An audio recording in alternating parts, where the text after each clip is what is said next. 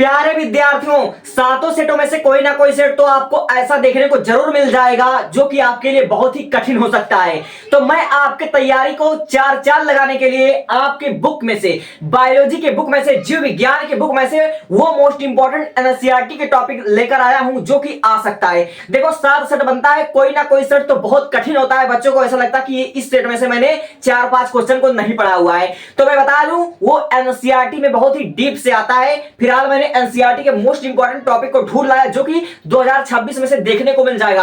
अगर इन चीजों को आपने रिवाइज कर लिया एक बार, तो मैं गारंटी के साथ दावा कर सकता हूं आपके हर एक सेट में से 4 से 5 क्वेश्चन मेरे बताए में से आएंगे। ये मैं गारंटी के साथ कर सकता हूं। मेरे बताए हुए में से 4 से 5 क्वेश्चन या तो लॉन्ग में देखने को मिलेगा तो शॉर्ट में देखने को मिलेगा। इस तरह से मैंने क्वेश्चन को ढूंढ करके लेकर आया और बीच बीच में मैं आपको वो ट्रिक बताने वाला हूं जो कि आपको बायोलॉजी में 100 में 100 नंबर स्कोर करा सकता है।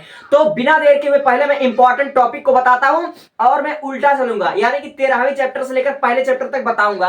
देखो, सबसे पहले जो आपके एनसीईआरटी की किताब में दिया हुआ था, रेड डाटा बुक, बहुत से बच्चे इसको नहीं पढ़ते हैं लेकिन हो सकता है ये आपके बायोलॉजी के पेपर में देखने को मिल जाए। रेड डाटा बुक, इसको आपको पढ़ लेना है, आपके एनसीईआरटी टॉपिक पर आधारित है। और हाँ, IUCN आपका 1 नंबर में बन सकता है क्वेश्चन, और WWF, ये दोनों क्वेश्चन आपको देखने को मिल सकते हैं आपके एनसीईआरटी के बुक में से। मोस्ट इंपॉर्टेंट क्वेश्चन है। ऐसा मैं क्यों कह रहा हूं? क्योंकि ये विलुप्त प्रजातियों को बचाने के लिए, विलुप्त प्रजाति कितना विलुप्त हो गई है, कितना बची हुई है, उनका गणना का एक, मतलब समझ लीजिए ये संगठन है। ये दोनों चीज आपको एक एक नंबर में देखने को मिल सकता है और मैं गारंटी के साथ दावा कर सकता हूं ये चाहे मल्टीपल चॉइस में ही क्यों आए लेकिन आएगा।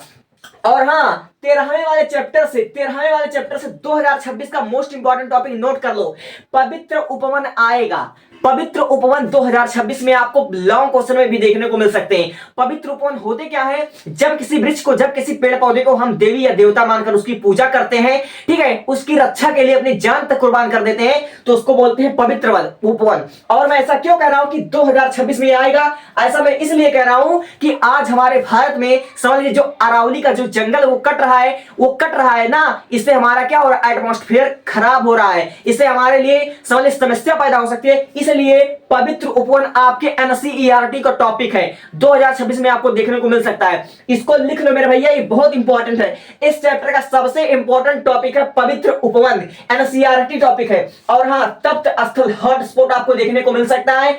और हाँ, जातीय श्रेणी संबंध आपको देखने को मिल सकता है। और रिग्रेशन की ढाल, हो सकता है आप में ग्राफ आ जाए, एनसीईआरटी का टॉपिक हो सकता है आपको देखने को मिल जाए, इसको पढ़ लेना। और हाँ, बायोस्फीयर रिजर्व आपको पढ़ लेना है, मोस्ट इंपॉर्टेंट चीज है। और हाँ, अक्षांशीय प्रवणता आपको पढ़ लेना है। ये सब चीजें आपको पढ़ लेना, आपकी एनसीईआरटी के बुक में से है। और मैं गारंटी के साथ कह सकता हूं इसमें कोई ना कोई तो आपको देखने को मिल जाएगा, चाहे आपको बायोस्फीयर रिजर्व देखने को मिले, ये पवित्र उपवन, बायोस्फीयर, और ये दोनों चीज आपको देखने को 2026 में किसी ना किसी सेट में देखने को मिल सकता है। और ये सबसे मोस्ट इंपॉर्टेंट है पवित्र उपवन। बहुत से बच्चे इसको इग्नोर कर देते हैं, क्यों? क्योंकि एनसीईआरटी का टॉपिक है और आज से पहले शायद 2006-7 में आया हुआ था। सोच सकते हो कितना एनालिसिस किया है। अब देखो, इस 12 वाले चैप्टर में से परितंत्र वाले चैप्टर में सबसे मोस्ट इंपॉर्टेंट आता है। और मैं आपकी जानकारी के लिए बता दूं, ज्यादातर अंतर इसी चैप्टर से आते हैं। इस चैप्टर से आपको ज्यादातर अंतर पूछे जाते हैं। तो आपको क्या पढ़ना है? परितंत्र पिरामिड आपको पढ़ लेना है, पारिस्थितिक तंत्र आपको पढ़ लेना है,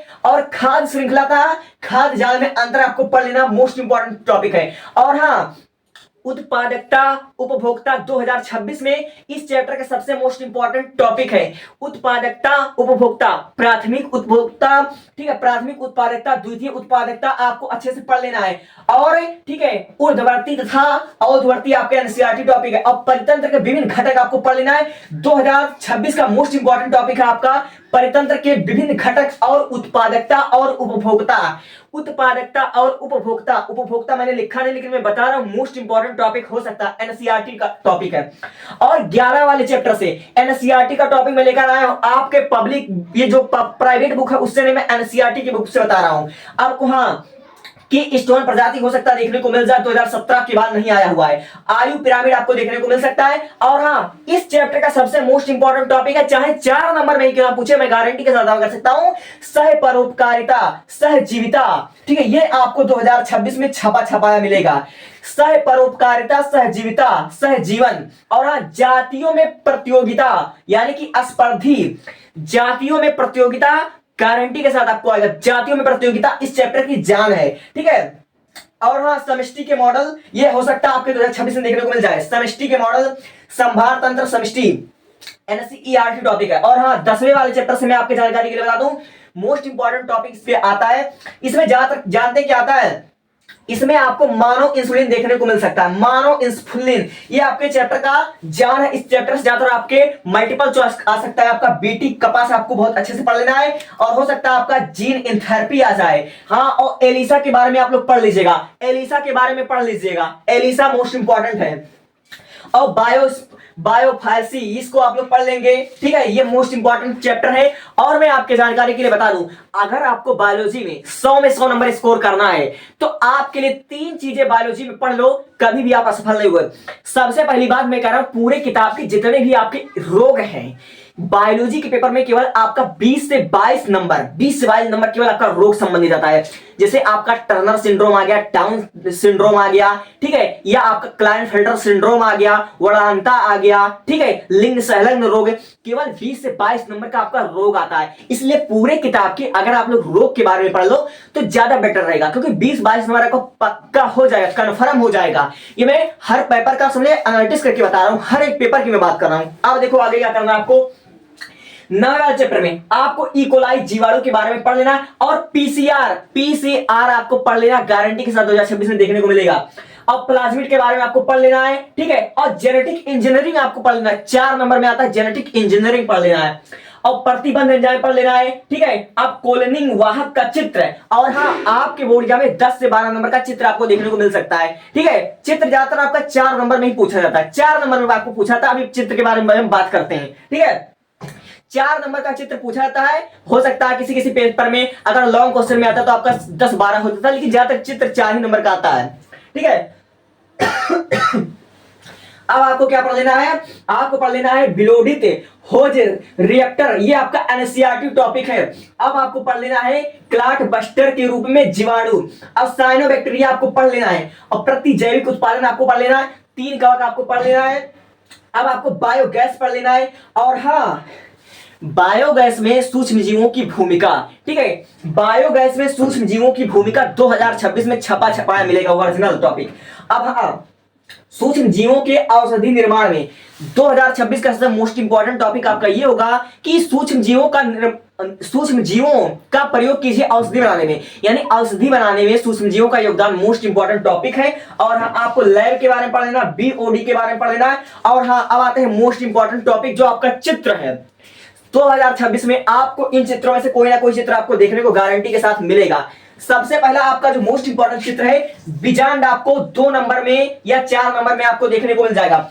और मादा जनन तंत्र, 2026 का मादा जनन तंत्र आपको देखने को मिलेगा, ठीक है। मादा स्तन ग्रंथि का चित्र हो सकता आ जाए, मादा स्तन ग्रंथि का चित्र हो सकता आ जाए, मादा जनन तंत्र, मादा स्तन तंत्र, अंडाणु का चित्र आ सकता है, शुक्राणु का चित्र आ सकता है। और हाँ, मोस्ट इंपॉर्टेंट टॉपिक आप लोग इसको पढ़ लीजिएगा, ठीक है। जीएम फल 2026 में आएगा, जीएम फल, ठीक है। जीएम फल आपका आ सकता है, गारंटी के साथ आपका आ सकता है। यानी कि आपको बीजांड, मादा जनन तंत्र, मादा स्तन ग्रंथि का चित्र, और फिर अंडाणु शुक्राणु को आपको अच्छे से इतने डायग्राम की तो प्रैक्टिस कर ही लेनी है। और हाँ, इसका मैंने पार्ट 1 यानी कि एक पार्ट से लेकर आपके 7 पार्ट तक मैंने इंपॉर्टेंट क्वेश्चन को बता दिया है। और जो क्वेश्चन मैं बता रहा हूं एनसीईआरटी के बेस पर बता रहा हूं, आपके प्राइवेट पब्लिकेशन के बेस पर नहीं बताया हूं।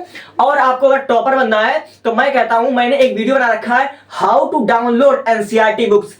अगर आप लोग 2026 के एनसीईआरटी बुक को डाउनलोड कर सकते हो तो थोड़ा बहुत दिमाग आप लोग अपने मन से लगाओ।